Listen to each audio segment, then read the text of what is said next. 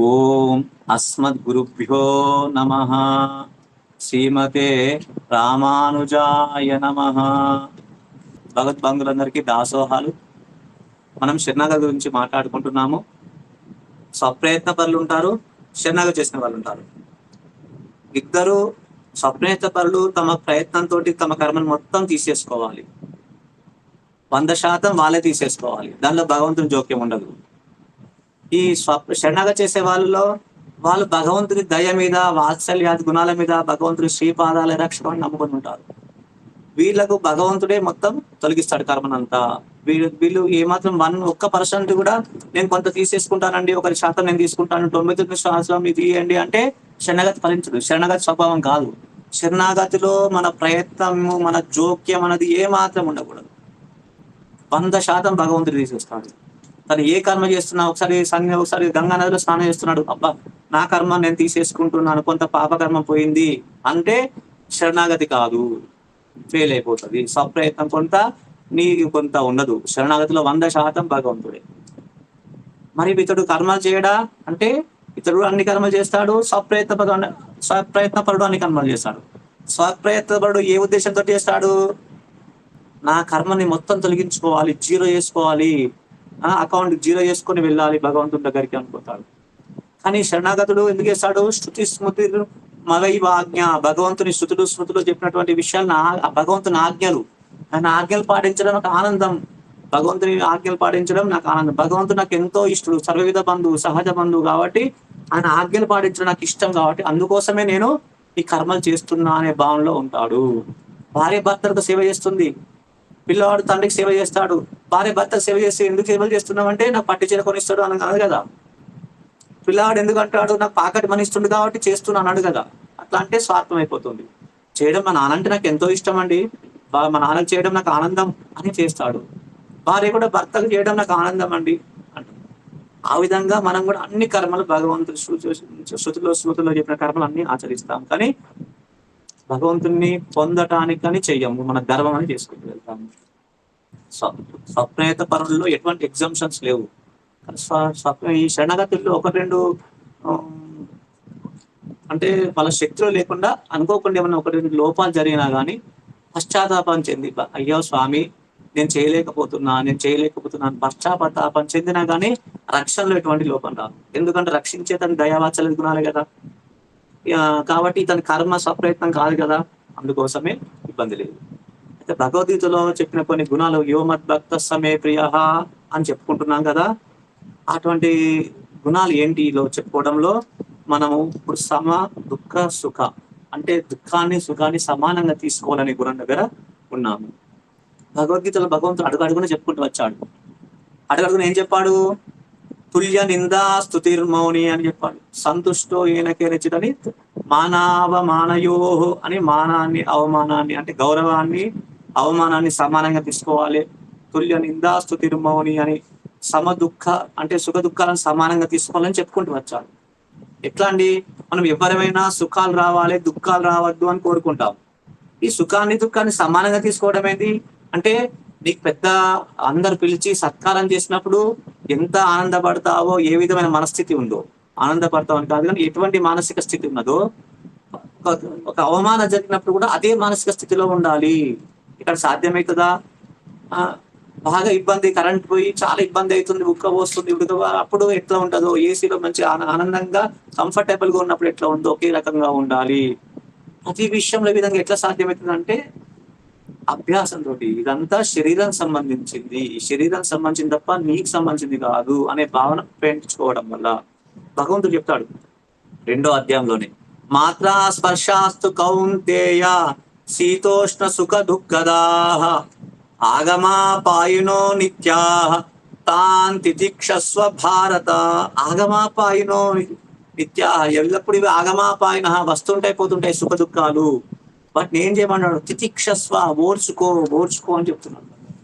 మరి ఓర్చుకుంటే ఏమవుతుంది అంటే, ఎం విహ్న వ్యధయంత్యేతే పురుషం పురుషర్షభ సమ దుఃఖ సుఖం ధీరం సో అమృతత్వాయ కల్పతే. ధీరుడు ఈ సమదుఃఖ సుఖ దుఃఖాలను సమానంగా చేసుకుంటే సో అమృతత్వాయ కల్పతే, అమృతత్వ సిద్ధి లభిస్తుంది అని చెప్తుంది. అంటే క్లియర్ గా మనం ఏం చేయాలి అంటే సుఖాన్ని దుఃఖాన్ని మానాలను శీతోష్ణాలను అన్నిటి ద్వంద్వాలన్నిటినీ సమానంగా ఉంచాలి. ఇవన్నీ దేహ సంబంధమైనవి, దేహానికి సంబంధించినవి కాబట్టి నీకు సంబంధించినవి కావు. నువ్వు వాటికన్నా వేరుగా ఉండాలి. దేహం కంటే నేను వేరు అనే భావనలో ఉన్నప్పుడే అది అభ్యాసం చేసినప్పుడే సాధ్యమవుతుంది. ఇది స్వప్రయత్నపడు 100% ఆచరించాలి. శరణాగతులు కూడా భగవంతుని ఆజ్ఞ కాబట్టి ఆచరించాలి. 100% ప్రయత్నం చేయాలి. ప్రయత్నంలో ఫెయిల్యూర్ అయినా అప్పుడు పశ్చాత్తాపం చెందాలి. స్వామి చెప్పినట్టు నేను చేయలేకపోతున్నాను. కానీ తెలిసి శక్తి ఉండి బద్దకించి చేయకుండా ఉండకూడదు. ఎందుకంటే స్వప్రయత్నపరునికి ఇతను చేసే గుణాలు, ఇతను చేసే ప్రాక్టీసే రక్షితం. కానీ శరణాగతునికి మాత్రము భగవంతుని దయవాచల గుణాలు రక్షణ అనుకుంటున్నాగా ప్రతి అడుగున మర్చిపోకుండా యజమాని ఆఫీస్ లో పని చేసుకుంటూ ఉంటాడు. ఒక టెలిగ్రామ్ వస్తుంది. టెలిగ్రామ్ రాగానే అతని పని అదే విధంగా చేసుకుంటుంటాడు. కొద్దిసేపటి తర్వాత మళ్ళీ ఇంకొక టెలిగ్రామ్ వస్తుంది. ఆయన పని ఆయన చేసుకుంటూ ఉంటాడు. వెంటనే అతని దగ్గర ఉన్నటువంటి ఒక సేవకుడు వచ్చి, సార్ ఏమైంది సార్, 2 సార్లు టెలిగ్రామ్ వచ్చింది, ఏంటి సార్ విషయము అని అడుగుతాడు. మొదటిసారి టెలిగ్రామ్ లో ఏమొచ్చిందంటే మన ఫ్యాక్టరీకి సంబంధించిన ఓడ మునిగింది, దాంట్లో మా అబ్బాయి కూడా ఉన్నాడు అనే విషయం వచ్చింది. తర్వాత అప్పుడు నేను ఏం చేయాలని అక్కడ వ్యవస్థ జరుగుతున్నది, దానికి సంబంధించింది నేను చేయాల్సింది ఏం లేదు కదా, అలా అసలు ఊరుకున్నాను. ఆ ఓడ మునిగినప్పుడు కానీ దానికి సంబంధించిన అక్కడ ఒక వ్యవస్థ ఉన్నది, వాళ్ళు చూసుకుంటున్నారు అని మ్యాటర్ ఉంది. రెండోసారి ఏమొచ్చింది, లేదు తప్పు ఇన్ఫర్మేషన్ వచ్చింది, మనది కాదు పక్క వేరే ఓడ మునిగింది అని విషయం వచ్చింది. అంటే ఇక్కడ 2 స్థాయిలో అతని మానసిక స్థితి ఒకే రకంగా ఉన్నది. ఎందుకు ఉంది అంటే ప్రతి క్షణము దేహమే నేను అనే భావనలో ఉండడం వల్ల, అహో నా ఓడ తిరిగిందా, నేను శరీరము ఈ ఫ్యాక్టరీ నాది, అయ్యో నా ఫ్యాక్టరీ మునిగి, నా ఫ్యాక్టరీ సంబంధించిన అంత పెద్ద అపార నష్టం జరిగింది, నా కొడుకు అపాయం జరిగింది అని అనడం అనేది పెద్ద నష్టమే. కానీ ఎప్పుడు దేహమే నేను అనే భావనలో ఉన్నప్పుడు పెద్ద నష్టం. దేహం కంటే నేను వేరు, నేను ఆత్మను, దేహం కంటే ఈ ఆత్మ వేరు, నేను ఆత్మను, ఈ ఆత్మానికి ఎటువంటి మరణం లేదు, ఎటువంటి ఏమి లేదు, ఇవన్నీ ఏమైనా ఉన్నాయి అంటే అవి దేహం సంబంధించినయే అనే భావనలో ఉన్న వాళ్ళకు అన్నారు కదా, వాసాంసి జీర్ణాన్ని యథా విహాయ నవాని గృహ్ణాతి నరోపరాని యథా శరీరాన్ని అనుకుంటూ మనం పాత వస్త్రాన్ని విడిచి కొత్త వస్త్రం లాంటిదే ఈ శరీరము, మనం జీర్ణమైన శరీరం వదిలిపెట్టి కొత్త శరీరం ధరిస్తాం అనుకున్నప్పుడు మరణమే ఎంత చిన్నది అన్నప్పుడు మరణం సంబంధించిన ఆస్తుల విషయాలు, ఈ విషయాలు ఇంకా చిన్నవి కదా. ప్లస్ అక్కడ వెంటనే వెళ్ళాలి కదా, ఆఫీసులో నుంచి నేను వెళ్ళాలి కదా, అక్కడ వ్యవస్థ చూడాలి కదా. అంటే అక్కడ ఆల్రెడీ కొంత సూపర్వైజ్ చేసే వాళ్ళు ఉన్నారు, అది ఎక్కడో చాలా దూర ప్రాంతము, ఏ విధంగా వ్యవస్థ జరుగుతుంది కాబట్టి ఇతడు అంత ఇన్వాల్వ్ కాలేదు, స్థిత ప్రజ్ఞావస్థలో ఉన్నాడు. తర్వాత మళ్ళీ ఏమొచ్చింది, నీకు నష్టం జరగలేదు, అంత క్షేమం ఉన్నాడు, నీ అబ్బాయి కూడా క్షేమం ఉన్నాడు, కానీ ఈయన ఎగిరి గంతు వేయలేడు. ఎందుకు అంటే అన్నిటిని సమానంగా తీసుకోవాలి. ఆనందం వచ్చినప్పుడు ఏ విధంగా ఉంటామో దుఃఖం వచ్చినప్పుడు కూడా అదే విధంగా ఉండాలట. అదే కదా ఇక్కడ టాపిక్, సుఖ దుఃఖాలను సమానంగా తీసుకోవాలి. అప్పుడు ఆ ఓనర్ని అడిగినప్పుడు ఈయన నేను చెప్పిన సమాధానం ఏంటి అంటే ఇదే వివరణ చెప్తుంటాడు అన్నట్టు. నా మనస్సు మునగడం తీరడం సంబంధించిన వ్యవహారము, ఆ ఓడకు సంబంధించిన మునగడము, ఓడ సంబంధించి తీరడం కాదు. నా మనస్సు మునిగిందా తేలిందా ఈ కష్ట సుఖాలలో వచ్చిన సంఘటన జరిగినప్పుడు అనే పరీక్ష అని అతడు వివరణ ఇస్తాడు అన్నట్టు.